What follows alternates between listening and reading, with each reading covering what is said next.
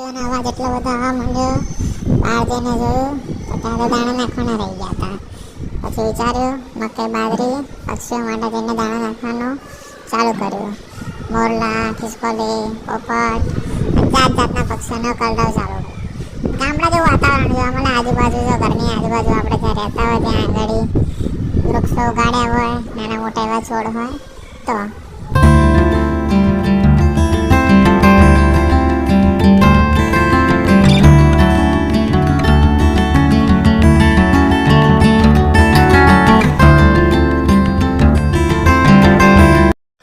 અત્યારે ગરમીનો મોસમ છે.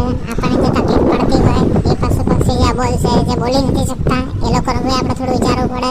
નાનું મોટું ખાવા પીવાનું ચણ છે, પીવાનું પાણી છે, એવા નાના કુંડાઓ મૂકવું જોઈએ. એ નાની મોટી સેવા આપણે કરવી જોઈએ. આપણે એક માનવ ધર્મ છે. આપણે એમના ઉપર નિર્ભર છે. એ લોકોનો આધાર કોણ? આપણે છીએ. આપણે એમની નાની મોટી સેવા કરીએ તો સારું છે. તો એ લોકોને બી તકલીફ ના પડે. અત્યારે ગરમીની મોસમ છે તો આપણે થોડું આજુબાજુમાં ક્યાંય હોય તો થોડું ધ્યાન રાખવું જોઈએ. અને બીજાને પણ થોડું કહેવું જોઈએ કે આવી નાની મોટી સેવા હોય તો કરો તો સારું છે. પશુ પક્ષી જેવા જે અબોલ જીવ છે એ લોકોની આપણે સેવા કરીએ, એમના આશીર્વાદ આપણને સારા એવા મળવાના જ છે. તો આપણે જિંદગીમાં આગળ ક્યાંય અટકવાનું આવતું જ નથી. આપણે સફળ જ થવાના છે. થાય એટલો માનવ ધર્મ છે એને ટકાવી રાખો.